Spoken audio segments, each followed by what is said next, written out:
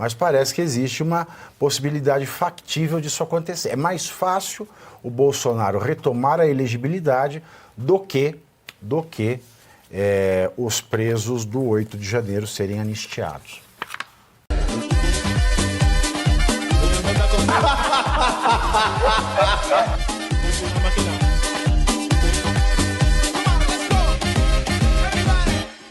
Essa foi a notícia que pipocou no dia de hoje. Foi a capa da revista Veja. O ex-presidente Jair Bolsonaro disse em entrevista à revista Veja que é o único candidato com chances reais de vencer a disputa contra Lula nas próximas eleições presidenciais. Até por isso, Bolsonaro afirmou que pretende concorrer em 2026. Aspas.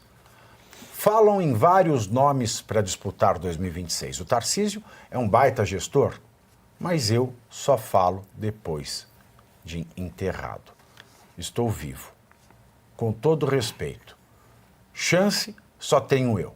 O resto não tem nome nacional. O candidato sou eu. Fecho aspas.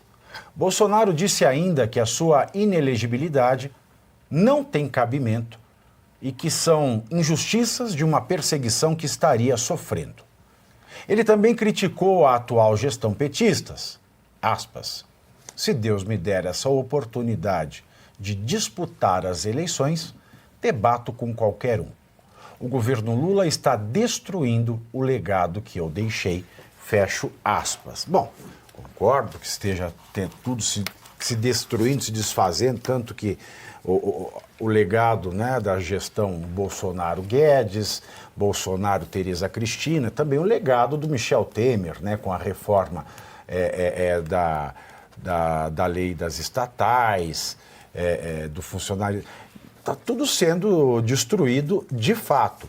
Eu conversei com alguns estrategistas de campanha e também alguns observadores internacionais em direito, em razão da presidência do STF passar o ano que vem para a mão do Luiz Edson Fachin, e também outras negociações que vêm sendo feitas, ao que parece, existe a possibilidade, é claro, também vai haver uma barganha, um pacto, não se sabe o que vai se pedir em troca, mas parece que existe uma possibilidade factível disso acontecer. É mais fácil o Bolsonaro retomar a elegibilidade do que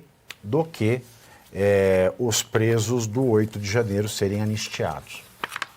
Até porque é do interesse do PT que isso ocorra. Eu tenho a convicção de que para o Lula é melhor ter Bolsonaro como oponente, porque esse antagonismo alimenta os dois lados e vai ser um duelo de rejeição.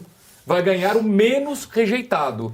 Para o Lula seria muito difícil, ao contrário do que diz o Bolsonaro, enfrentar um nome que tenha baixa rejeição, mas todo o apoio da direita e, eventualmente, do centrão. Então, eu, particularmente, discordo da fala do Bolsonaro. Eu não acho que ele seja o único candidato e não necessariamente ele é o candidato mais forte da direita. Insisto, ele tem uma rejeição tão alta quanto a de Lula. Talvez um candidato menos rejeitado com o apoio do Bolsonaro poderia ser, teoricamente, mais favorito para ganhar do que o próprio Bolsonaro. E daí, doutora Ana Paula, o que você acha? É claro, essa inelegibilidade foi realmente uma injustiça. E se algum embasamento jurídico tiver para que ela continue justa dentro desse raciocínio do TSE, o Lula também tem que ser declarado inelegível em razão da campanha antecipada a bolos com o dinheiro do governo federal. Uma coisa que não existe nesse assunto é nenhum tipo de justiça. Essa semana, né, vocês já falaram aqui a questão do Zé Dirceu, e a gente ter o presidente Bolsonaro inelegível e o Zé Dirceu ficha limpa, como você disse, Pavinato, eu vim para cá hoje um pouco desanimada. Eu saio de Belo Horizonte, 7 horas da manhã, pego um voo... Pode ser menopausa, viu? Menina, dá um calor. Dá calor aquela também. onda. Eu vi você suando ali na maquiagem. né? Exato, é. Mas então, o que eu estava falando? Você veio desanimado. Você veio BH. desanimado. Eu vim desanimado, porque a gente ter... Tadinha, cara. A gente ter... É que eu os tenho Edirceus- intimidade, eu só brinco com quem eu gosto. Eu sei. Não, a gente sabe disso. Eu adoro, amo. Obrigado. Gente, mas então, a gente ter um Zé Dirceu ficha limpa e um Bolsonaro inelegível pela questão que ele está inelegível, realmente é de doer o estômago e de gente perder a esperança no país. Mas a gente segue aqui firme, como você disse, não que a gente não tenha medo, mas a coragem não é a ausência de medo. A coragem é a gente, mesmo tendo medo, continuar fazendo o nosso papel de denunciar todas essas injustiças. E me preocupa essa questão que você falou aí agora.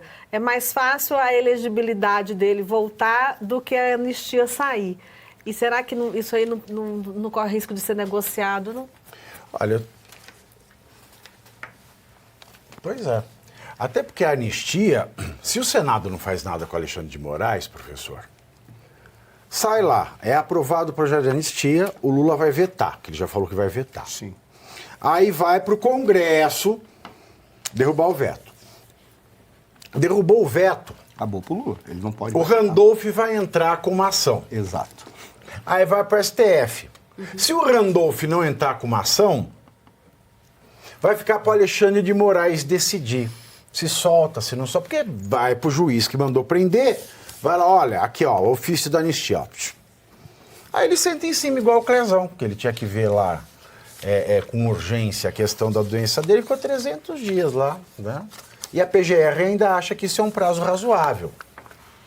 Então pode dizer que se sair a anistia, quando sair, se o Alexandre de Moraes quiser levar 300 dias para ver o ofício, na melhor das hipóteses, na hipótese em que não entrem com ação de inconstitucionalidade. Ele pode levar 300 dias para analisar isso aí e soltar o pessoal, porque a PGR acha que isso é um prazo razoável, que é o que acontece no caso Clezão. Então, se o Senado não chamar o Alexandre na chincha...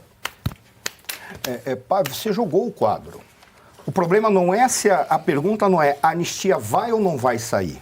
A pergunta é quanto vai custar em termos de poder político, organização e dinheiro para a sociedade brasileira que essa anistia saia. Em termos políticos, por exemplo, é interessante quando o Arthur falou, olha, é mais fácil sair a elegibilidade do Bolsonaro do que a anistia dos presos políticos, porque está no cálculo do PT, sim. A ideia de que o Bolsonaro, por fazer parte da mesma moeda, e é uma moeda que precisa ter uma contraface, eu diria que o Bolsonaro é Miguel. Do outro lado está o anjo caído. É ali, essa moeda. É o Rivaldo. Rivaldo tá lá Jesus. O Rivaldo. Então fale você o nome tem... dele completo, Rivaldo Jesus. Sabe por que isso é necessário? Porque assim eles evitam terem que falar sobre projetos de país ou programas de governo. Eles vão para a porrada para dizer você é mais feio que eu, você é mais mal que eu. Apenas isso. Aí, a única discordância que eu teria do que o Arthur falou é de quando ele falou assim, de repente o Bolsonaro talvez não seja o único líder. Concordo contigo com isso, mas esse é o problema. O Bolsonaro se torna como aquela voz da direita por uma razão simples. Porque se ele sai, a direita vai entrar e vai começar a porradaria, porque a nossa direita, ela tem um problema grave. Ela não pensa os valores e defende os valores. Ela não defende a propriedade, ela está preocupada com a sua propriedade. Ela não defende a liberdade, ela está preocupada com a sua liberdade. Tem alguns que realmente querem defender os valores, mas esses são atropelados, porque na hora que eles vão tentar botar na pauta, eles são atropelados porque eles estão dizendo assim, não, eu estou defendendo os meus valores, se pagarem bem, eu vou lá para o Congresso e fico lá muito tranquilo. Essa é a razão pela qual a gente tem no Centrão um conjunto de indivíduos de direita que foram eleitos por serem de direita e pelos valores, simplesmente evacuaram na cabeça dos valores, não estão nem aí, eles estão fazendo essa negociação. Esse que é o problema. Então, para mim, o Bolsonaro continua sendo sim a voz da direita e a gente precisa que seja ele para ver se acalma o pessoal que está na disputa dizendo eu sou o herdeiro. Não, o herdeiro tem que vir, a página tem que ser virada, a página Bolsonaro tem que ser virada, o problema é quando. Você tem que terminar a leitura da página. E eu acho que a leitura dessa página, ela vem em 30 ou 34. Mais precisamente, eu acredito que é 34. Porque precisaria ter um governo com 8 anos, pelo menos, para tentar retomar a lógica das reformas políticas e das reformas econômicas que existem. E eu acho que o Bolsonaro, ele já aprendeu que não adianta, aí posso Nem ser muito... me esquecer. Eu já encerro, mas ele já aprendeu que não adianta ele deixar se aproximar os lambedores de ferida.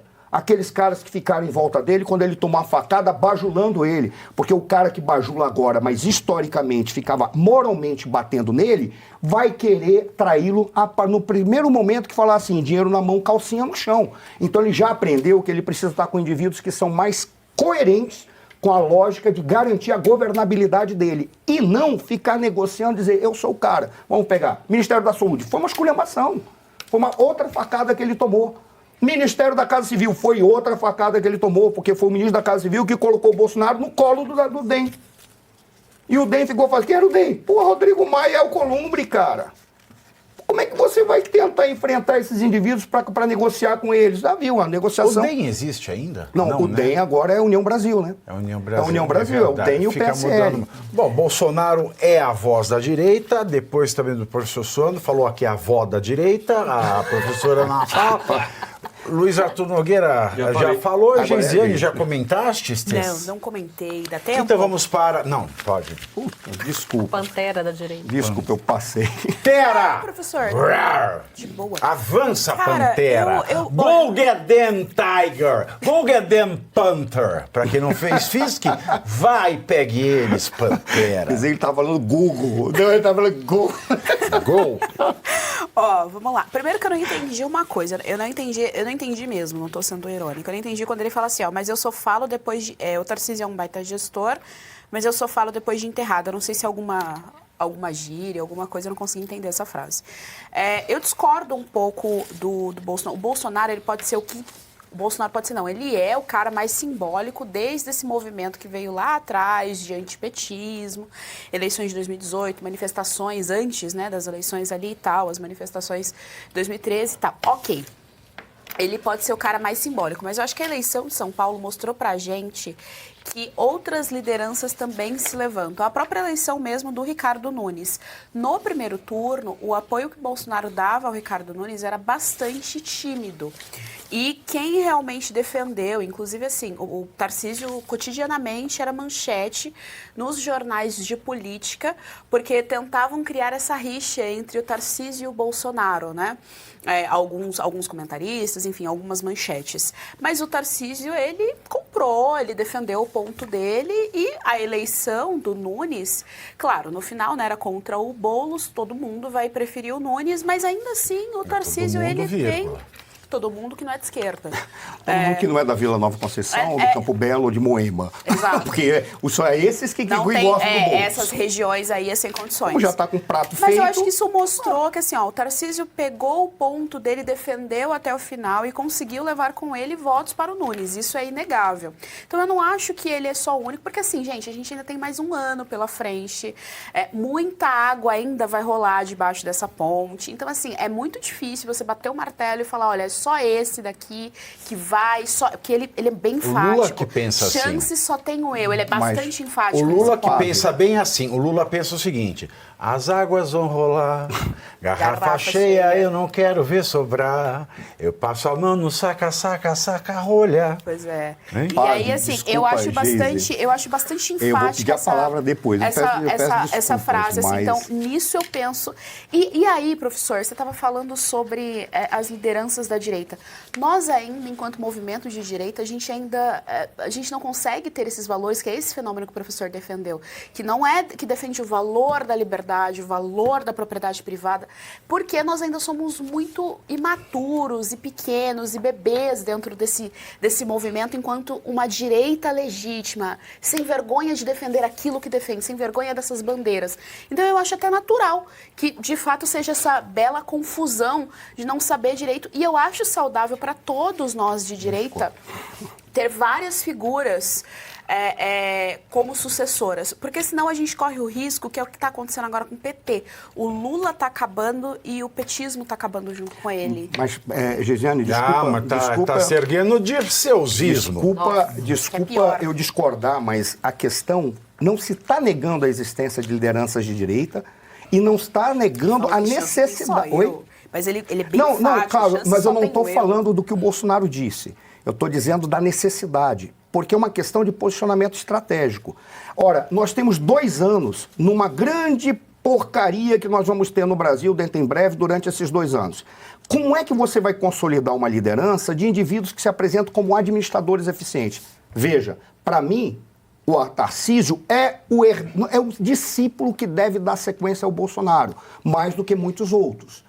Mas o problema todo é que, independentemente de nós termos várias lideranças, estrategicamente a gente não pode fragmentar a direita. Porque se a gente fragmentar a direita, simplesmente nós vamos dar asa para aquilo que eles estão querendo. O que eles querem? Por que eles querem colocar o Bolsonaro? Para ver se traz. Aí vem o Marçal para brigar, aí vem não sei quem que vai fragmentar a direita. Mas então, eu não acho que levantar outras pessoas que tenham uma cabeça de direita, que defenda esses valores, seja fragmentar a direita. Essas pessoas já estão levantando. O problema não é elas se mostrarem, é a maneira como elas vão se apresentar para participar da luta política. E eles estão se levantando para participar da luta política dentro das regras desse sistema que não está preocupado em apresentar programas de governo ou valores. Eles estão entrando aí apenas para o quê? Para entrar no poder. Até mesmo quando você fala, a nossa direita ela é muito imatura, porque ela está começando agora. Eu discordo também. Nós temos uma direita muito bem consciente que vai desde a década de 50 para cá. Mas isso dentro da intelectualidade, não é dentro do não. jogo político. Os intelectuais, graças a Deus, não participaram disso. Porque, por o fato deles não terem participado disso, é que conseguiu ter um conjunto de posicionamento de direita. Qual é o grande problema? O nosso sistema e a necessidade dessa elite, que também é uma elite econômica, se posiciona de uma maneira a eles estarem mais preocupados com a defesa dos seus interesses pessoais do que a defesa de uma sociedade organizada de acordo com os nossos valores. O que é novidade é a possibilidade desses valores terem sido colocados na pauta. Isso só foi conseguido com a presença do governo Bolsonaro. Não estou nem dizendo que é com o Bolsonaro. Porque ali é que esses valores foram colocados na pauta. Aí emergiu um monte de gente. E alguns emergiram dizendo assim, eu quero fazer parte desse bolo sendo o dono dele. Não, Bom, já que nós estamos, vamos rodar a pauta, vai, também. vamos rodar a pauta. Esse assunto já deu, já cansei desse assunto. Não, o pessoal tava gostando aqui, ó. Escreveram treta. Mas hoje eu falei que... Eu não vou me... Mas só dizendo Não, que foi, eu vou não rodar tem a pauta. treta. Não Vou tem rodar a treta. pauta, Não, vou a rodar gente a pauta. está Eu vou rodar a Eu também gosto de ter. Vamos brincar, nós vamos? Pronto. Mas isso não é Você treta. não ouviu? Vamos rodar a pauta agora. Vamos rodar a hora de rodar a pauta. Falando do Tarcísio ainda, vamos continuar no assunto então. Se tiver que brigar, vamos brigar residual rodando a pauta. Então, primeiro você curte, que é o preço deste programa. Quanto vale o ingresso para ver este palhaço neste picadeiro bonito? Vale uma curtida. Vale o seu like, o seu joinha, o seu gostei. Então, a sua obrigação é curtir. Se puder, comente, porque quem comenta ajuda no engajamento. Então, primeiro C é curtir, segundo C é comentar, o terceiro C, o que seria muito louvável, seria você compartilhar. Tem um link que é a setinha, uma setinha assim, meia bomba. Sabe aquela... A setinha da pipa do vovô que se esforça, você vai lá, copia o link, cola no seu Orkut, no seu Facebook, no WhatsApp, no Telegram, manda sinal de fumaça, pombo correio, não é pombo correio do banheiro, é o pombo correio que leva as mensagens, você passa para todo mundo que você gosta, para quem você não gosta, você também passa. Então, ó, curtiu, comentou, compartilhou e se puder, se quiser, se o seu bolso comportar e se seu coração assim permitir, contribua com este programa que vai substituir o Jornal Nacional. Olha que pretensão maravilhosa, hein? Se liga, ô Bonner, nós vamos derrubar o Jornal Nacional. Esta é a meta.